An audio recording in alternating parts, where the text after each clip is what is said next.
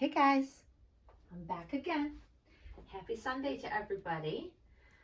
I'm back. So I'm going to change Lola, sweet baby, as well as I'm going to share a little story with you guys. Something that happened yesterday that freaked me right out. And I'm going to share it because I think it's something I've talked about. Sorry, I'm just trying to get the camera angle proper. But yeah, so you guys have heard me talk about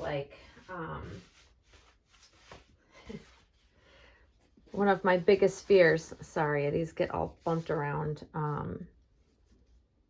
when I put her basket up there. Sorry.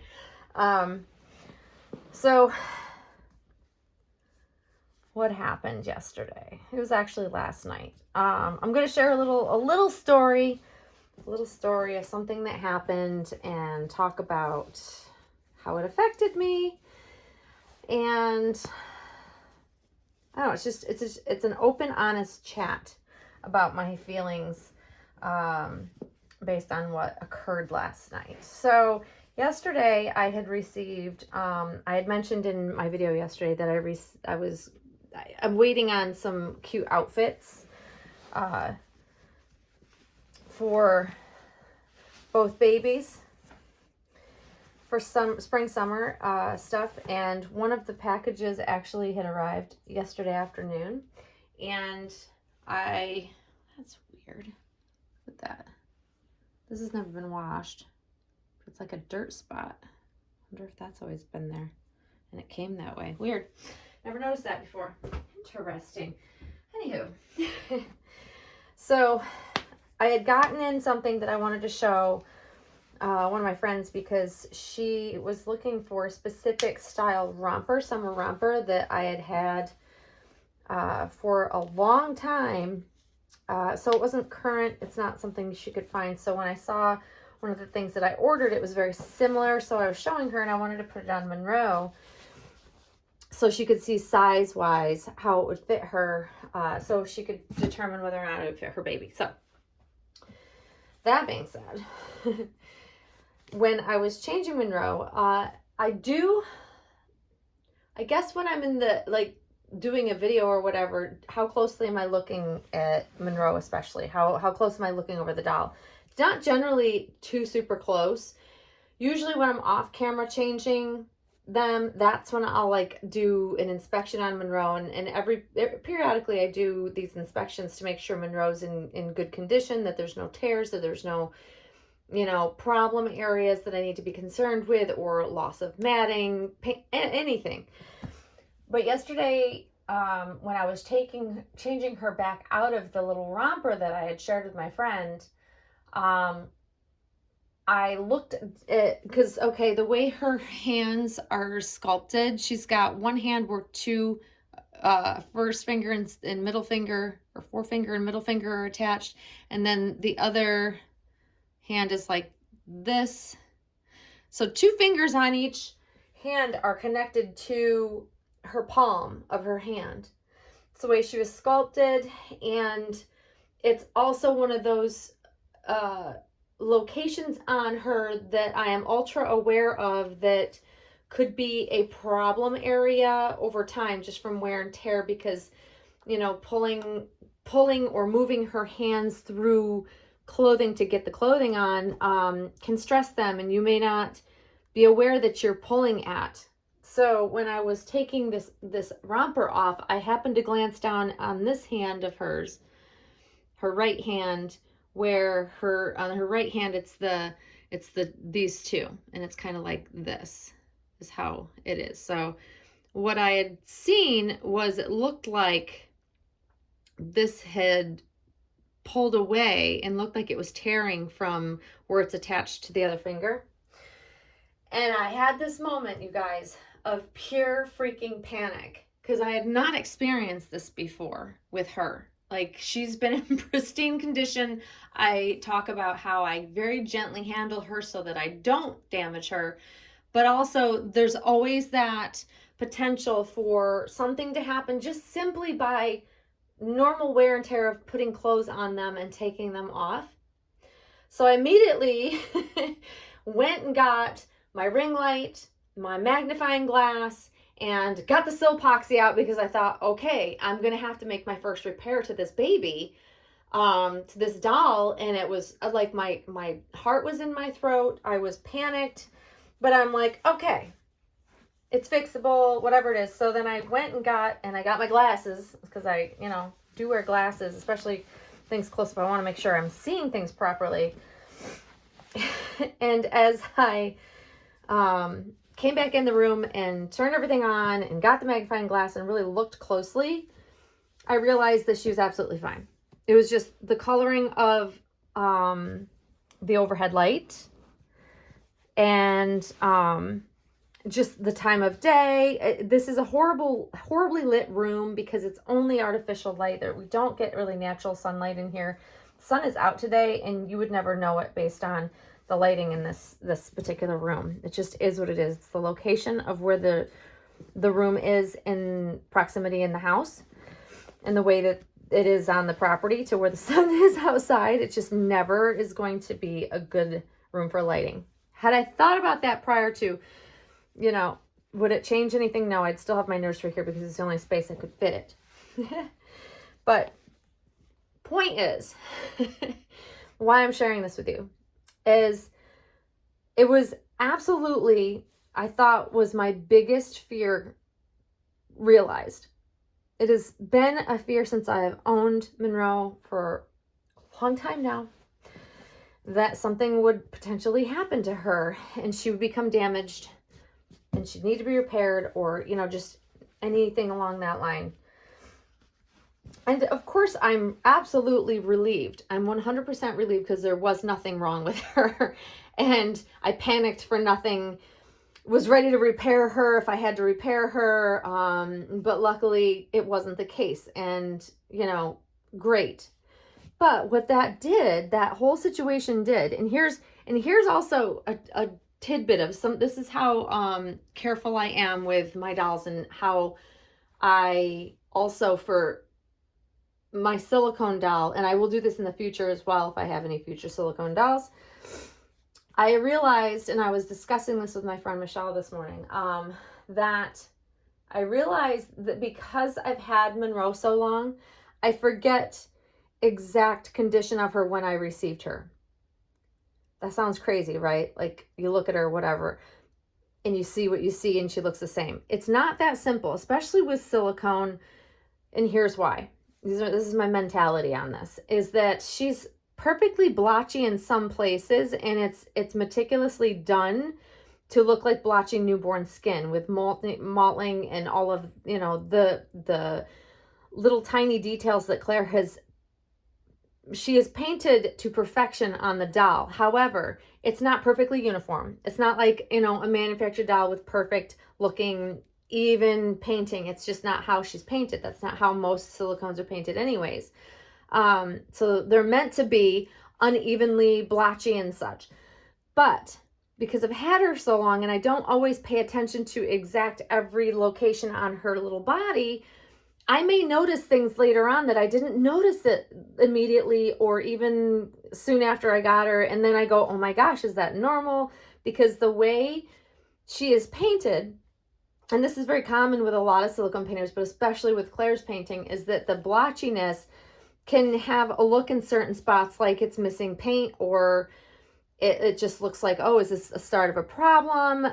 But no, the thing is, because you catch things later on that you didn't notice immediately when you first get the doll, or even 2-3 years in, you forget about, it's hard to remember what's normal and what was there and what's supposed to be there versus something that could have happened.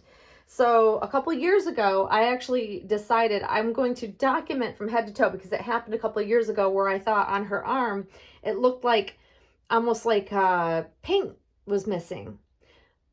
But it wasn't. And she wasn't missing any matting or anything like that. She doesn't even have shiny spots, right? I'm very lucky like that because she's, the paint work and the matting has stood the test of time. But the way it looked, and I caught it, and it's always in this room. It's always in this room that this happens. The light catches it in a certain way, and it caught my eye, and I went, huh, it's always been that way. So what I did at that time is I went back and looked at an up close video of her arm and then realized, yep, that's always been that way. So at that time, a couple of years ago, I decided to document from head to toe, up close, and, you know, any of those, pretty much from head to toe all over her body. I took very close up pictures of exactly the condition and like where her little fingers attach on her palms. I don't pull it away in a you know, harsh way, but you pull it away so you can see what the normal give to how it's attached is, so that I can use it as a reference point of what's normal or something that might look like the start of a problem. And had I not done that a couple years ago, I probably would have worried more for a little bit longer because, you know, once I compared the two, I realized, I went back and I saw that the pictures I had of that particular hand, it was her right hand, these two, that it was exactly the way it was back then. There's been no change to it. There's no, and with good lighting and with a magnifying glass, I could see that the paint was covering the whole area, because that's a really good telltale sign, is if there's suddenly a lack of paint and something looks like it's pulled away, that's how you know it's the beginning of a tear. You know, in between the fingers, in between the toes, behind the knees, inner parts of the elbows, because, you know, straightening and bending the arm over and over again, even though it's meant to do that, you can create tears. There are, you know, the ears, behind the ears, where the ears connect, because they are floppy and not attached fully, you can pull at them and create a tear there. Like, there are so many places, the mouth, the corners of the mouth, there's so many places, but I documented very well the condition of her a couple years back. So I think that if you own a lot of silicones, probably would be a lot to do. But for me, that I have one silicone doll, it literally put my mind at ease last night when I had that huge moment of panic. So it's good to document these things. So it's also great that I have videos I can go back to. When I first got her, when I did, like, I have a details video of her that is not, it's not public, because I share all of her. And because of when the whole COPPA thing came out, I set it to a private setting, but I have a thorough, well-lit video of her details head to toe, which also helped me refer back to certain, you know, like painting style on her on different pieces, parts of her body, to refer back to it. That was always helpful. And I never knew that it would come in so handy. So as quick as my panic subsided after realizing nothing is wrong, she's fine, she's good, no worries, the realization set in of something else. That what would it be like if, and I don't know why I went down this rabbit hole, my brain works in weird ways, I guess. I started thinking about, like, what if I didn't have her in my collection? And it really made me really sad. Like, it felt like there would be such a huge hole in this hobby if I didn't have Monroe in my collection. I hadn't really thought about Lola, but I feel like if something happened to her, I would feel not quite the same, because I'm not quite as attached to Lola as I am Monroe, but I would still feel upset. But what it boils down to is that I fully realized last night that a huge source of my enjoyment and happiness and contentment in this hobby is completely, it's basically Monroe. It is her that gives me the sense of peace and content and joy that I feel on a daily basis about the hobby. And I never knew a single doll would make me feel that way. I used to think that my Amy Webb was that doll, and she still is to some extent, because she's the one that started it all for me. There's a different history there.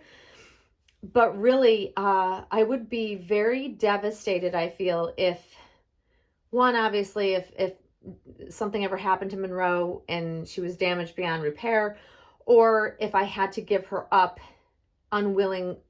like, if it wasn't for another doll and I wanted to give her up and I had to give her up for some reason, I would feel very upset. And I feel like it would completely affect how I feel and enjoy the hobby after that point. I think it would have a negative effect on me. And I guess I kind of sort of understood that, but I didn't realize to the extent that I did until last night when I was really thinking about it after, the panic had gone away. Because the panic was for real, guys. And it was just an awful feeling.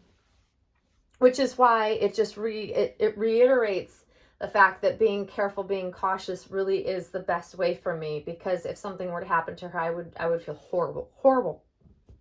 In the short number of minutes that I thought something really was happening with her, it was an awful feeling. I literally felt sick to my stomach, to be honest with you. So yeah, like I never realized I felt that way, and it's just something new, and it was a very, I was trying to tell Michelle, I'm like, this is an odd feeling, it's a doll, I shouldn't feel this way about it, but I truly do, and I'm being completely honest and straightforward with you guys that I am way more bonded to these dolls than I thought I was. I mean, I always kind of go, yeah, of course I'm bonded to her, and I adore Monroe and everything, but the hardcore feeling that I had last night, and then the thoughts that came thereafter, if she were not with me in my collection, how I would feel and how that would affect me was for real. It was definitely like an epiphany, if you will. Go figure. And so yeah, little story there for you. And I don't know if anybody else has experienced that on that level, but like I was even surprised. I surprised myself at how I felt, is really what it comes down to. I really surprised myself because I didn't realize I would feel quite that way. I am so freaking relieved that there's nothing going on with her. Not that it wouldn't be repairable. The thing is if that spot really had a problem, it really wasn't the end of the world. It's very fixable. I know how to make a repair if I need to. I just don't want to. I want her to stay perfect, and I don't want to have to repair her. But I know that, like, in the bigger picture of things, it's really not that big a deal, because that would have been like the most simple, easy, very, very easy repair to make. And it wouldn't have been a big deal. But it's also that realization that it could and may happen in the future, and I will have to repair her probably at some point. So it's like reality surrounding me. Reality sets in, and it's kind of like, okay, this is what it is. And with silicone, you kind of have to take that as part of the experience, is that you may have to make a repair to your doll at some point in time if you handle them regularly. And that's a hard one for me, because I like them to stay perfect. But with things like that, it's just part of the deal. It's part of the medium. If you have silicone, get comfortable with the fact that, or try to get comfortable with the idea that you will probably have to make a repair at some point in time, or send them away to be repaired. I know how to repair silicone because I had one in particular I got lots of practice on long time ago. But repairs happen. It's not that big a deal. It's just, it is part of it. But man, that is not a feeling I want to feel again. Let me tell you. But all is good. But at least I wanted to, I actually put Monroe in her named onesie, and that's why I'm putting her in the matching one, because I like them being in, I like babies in just a simple onesie, but I also love the personalization of these. They're just so simple, basic, cheap. They're cheap, but they have their little names on them, and I love them. I love that. And she's, looking cute as ever. And this baby is also super special. So of course I want to keep her as perfect as possible, as pristine as I can.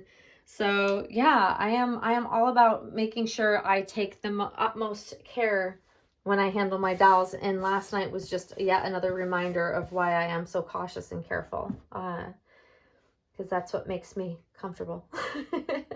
But doesn't she look so sweet? Just, I hate covering up her legs and feet because they're sculpted so perfectly. I love the limbs on this kid so much. It's just beautiful. Everything about this sculpt is beautiful. Love it. Love it. Love her. So anyways, guys, that's my story. I would love it if you guys shared if you've had a similar situation. Do you feel like you're that bonded? Would you be gutted if one of your dolls had to leave your nursery or your collection? Do you worry for things that might happen to your dolls? Or, you know, once again, I know that I am a unique type of collector. I do suffer from obsessive compulsive disorder, and that does play into a lot of these thoughts and feelings that I have about the hobby and about my dolls, especially if they're really special dolls. But I'm curious to know if others have those same feelings, or like, you know, some people just see them as it's just a doll, it's an inanimate object, they're not connected to it in that way, and I totally respect that and get that. I would have told you the same thing not that long ago, really. You know, until Monroe came along, I was just like, it's just another object that I collected, I think is really cute and pretty or whatever. Except for Amy Webb, she's very special. She kind of is, you know, her own thing. But I also don't interact with her. She gets changed like maybe once or twice a year. I check her over, make sure she's good, and she just kind of sits pretty. She's usually sitting in the Orbit car seat most of the time, but she's here all the time, and I look at her and I see her and enjoy her that way. But it's just different with Monroe, and now different with Lola, and I'm much more interactive with them. So anyways, I'd love to hear from you guys. Let me know if you have felt the same, if you've experienced the same. Have you had a doll that needed to be repaired and it really affected you? Were you able to make the repair? I'd love to hear your stories, because I think these are very interesting stories, and I'm sure I'm not the only one. I might not be part of the majority with these sorts of things, but I'm sure there are others out there that have experienced something similar, and I'd love to hear about it. So anyways, guys, happy Sunday. It's Super Bowl Sunday for us in the U.S. So if you are, you know, all about the Super Bowl fun, I hope you guys are having a fantastic pregame or Super Bowl party. There'll be a lot of that going on in my area. But enjoy the rest of your day, guys, and we'll see you soon. Thanks for watching. Bye-bye.